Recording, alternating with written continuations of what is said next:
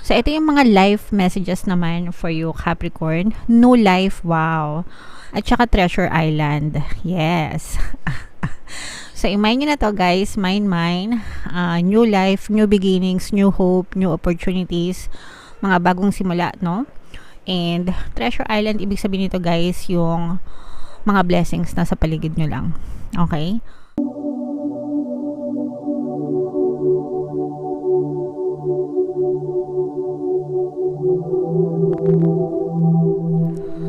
Hello guys, hello Capricorn, welcome back to Pinoy Pixie Tarot. Ang pamagat ng ating episode for tonight is Oracle of the Month. Ito yung ating Oracle reading for November na pala guys, sorry. Para sa Capricorn, Sun, Moon, Rising Sign, and Venus. Mayroon tayong tatlong set ng decks guys. Ito yung para sa spiritual messages nyo. Ito yung para sa life messages. And then ito naman yung para sa love life. Pwede mag-resonate lahat, pwedeng hindi. Combination ng positive and negative energy. Kung ano yung message na makaresonate kayo mga kapiksi, comment down below, okay? So, tingnan natin yung spiritual message for you guys.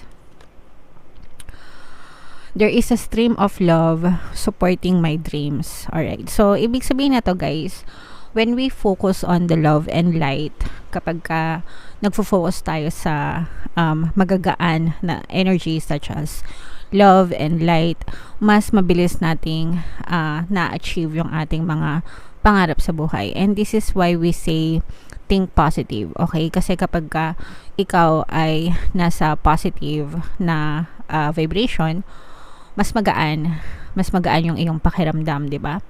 And kapag magaan yung pakiramdam mo energetically, mas mabilis mong na-manifest yung mga bagay na gusto mo, yung mga pangarap mo sa buhay, yung mga dreams mo. You have to learn to let go yung mga opposite ng love, which is hate, anger, grudges, toxicities, di ba? Complain. Yun yung opposite ng love eh. Kapag ganun yung nararamdaman mo, those are negative emotions, and nagsisilbing balakid yun sa buhay mo para hindi mo maabot yung mga pangarap mo or mahirapan kang maabot yung mga pangarap mo or nais mo sa buhay. Even yung kahit wag na natin sabihing pangarap eh, 'di ba? Yung kaginhawahan na lang sa buhay. Lahat naman ng tao gusto ng maginhawang buhay, 'di ba? Kahit yun na lang, kapag kayo ay punong-puno ng kanigahan, mga kapiksi, you are blocking your way to abundance, okay? Kayo yung nagkikreate ng sarili nyong balakid. So, you have to learn to let go yung mga negative na emotions and just focus on the love and light. Focus on gratitude, mga kapiksi, no? When you're grateful, kapag nagpapasalamat ka palagi, you're automatically converting your negative energy, negative vibrations into positive vibrations. Okay? So, imbis na magreklamo, imbis na magmukmok, magpasalamat. Alright? So, that's how you shift your energy. And kapag nag-shift yung energy mo into a positive state, mas madali mong makakamtan yung dreams mo or pangarap mo sa buhay kasi wala kang block. Pag sinabing block, harang, mga kapiksi, di ba? Yung daan, pagka may harang, may block, may humps, may gate, may harang. Di ba mahirap umandar yung sasakyan? Pero pag walang harang yan, dire-diretso, walang humps, walang gate, walang kahit anong lubak-lubak, dire-diretso mas mabilis, di ba? So, dapat ganun. Okay? So, yan yung spiritual message mo. Comment down below, guys. If naintindihan nyo yan. Alright? So, dito naman tayo sa ating life messages, guys. Bubunot ako ng dalawa dito. Habang sinashuffle ko to, panoorin nyo muna tong video natin regarding sa ating paano mag-manifest ng abundance video course. Kapiksi, sawa ka na ba sa mga struggles at hirap sa buhay mo? Masipag ka ba at masikap sa buhay ngunit hindi ka pa rin umaasenso? Ilang beses ka na bang nag-attempt magnegosyo at mag-invest pero palagi ka pa rin nalulugi? Sa pagkakataon na ito ay maaaring may subconscious beliefs ka na nagiging balakid sa iyong pag-unlad at pagyaman. Introducing, paano mag-manifest ng abundance video course.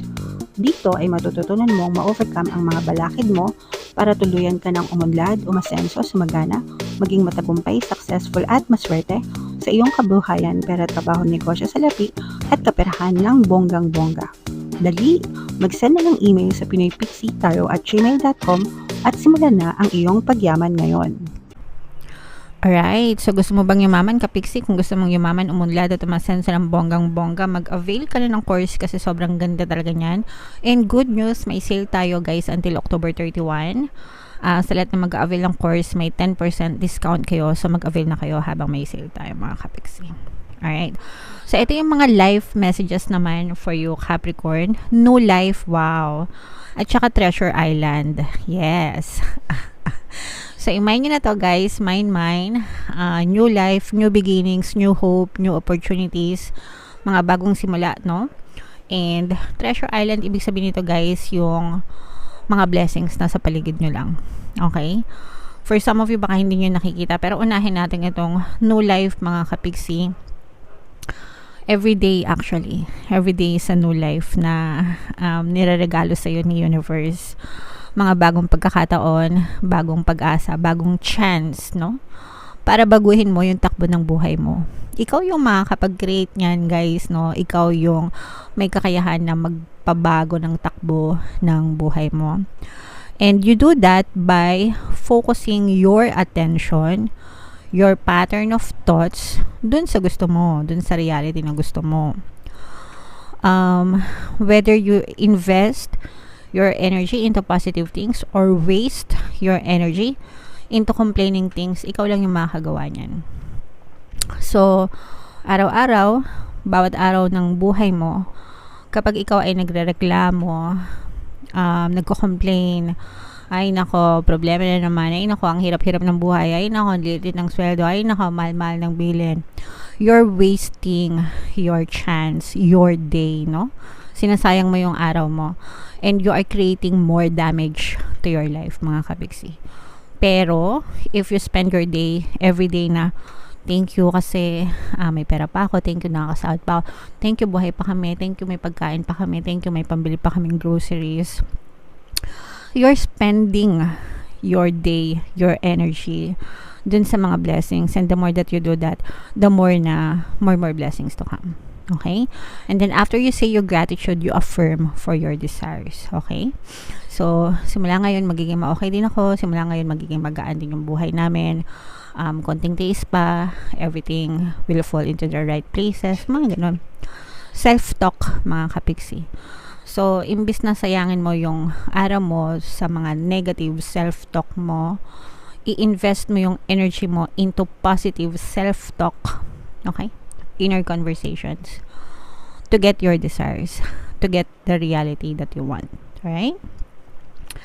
And again guys, yung sinabi ko sa inyo kanina, yung mga blessings na sa paligid nyo lang, maaaring hindi nyo napapansin or hindi nyo nakikita kasi pwedeng clouded yung thoughts nyo, kung ano-ano yung iniisip nyo, ganyan, hindi nyo napapansin na nasa paligid nyo lang pala.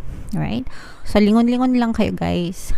Kaliwat kanan, i-explore nyo yung mga nakikita nyo sa paligid nyo kasi baka nandun pala yung kayamanan nyo or yung swerte nyo sa buhay. Alright? Okay. So, yan ang iyong life messages, mga kapiksi. And then, dito naman sa spread na to, ito naman yung mga love life pala. Dito naman, titingnan natin yung gustong sabihin sa inyo ng inyong partner or specific person. Habang sinashower ko to guys, naka-flash sa screen nyo yung ating email coaching, Manifest Your Desires Using the Law of Attraction. If meron kayong mga specific na gusto nyong i-manifest, pwedeng love and relationship, pwedeng money or career, pwede kayong magpabook ng email coaching session with me guys. Mag-send lang kayo ng email sa pinoypixitaro@gmail.com. So, ito yung love life messages, guys. I hope that you can forgive me one day. I feel you even though we are apart. So, for some of you guys, this is a strong indication na baka hiwalay na kayo ng partner mo. Pwedeng hiwalay na kayo, separated. Pwedeng ghosted, no contact, nawala na lang ng parang bula. Pwede naman na LDR kayo. And pwede rin na in a relationship kayo pero hindi na kayo nag-uusap nitong person mo. So, gusto niyang humingi ng sorry sa'yo. This is another way of them saying na, sorry, patawarin mo ako, okay? Alam ng person mo yung nagawa niyang hindi maganda. Alam niya yung mga kasalanan niya. Alam niya yung mga shortcomings niya sa'yo and then sa relationship.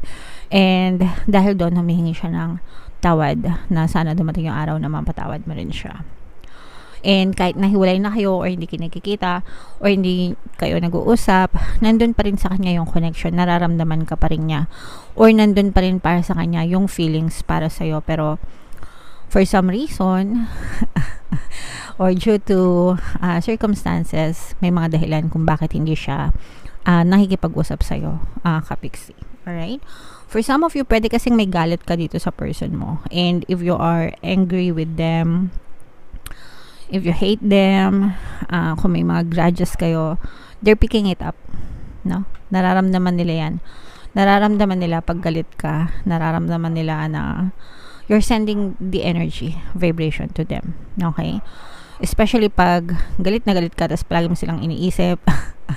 Yung tipong nasusumpa-sumpa mo nila sa isip. Nasusumpa-sumpa mo na sila sa isip mo. Okay?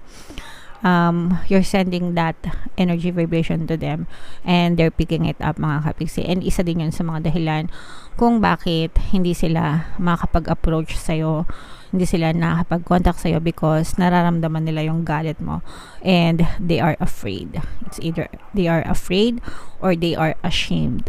No? Either nahihiya sila, hindi nila alam kung paano mag-explain, or natatakot sila na baka rat-ratin nyo sila.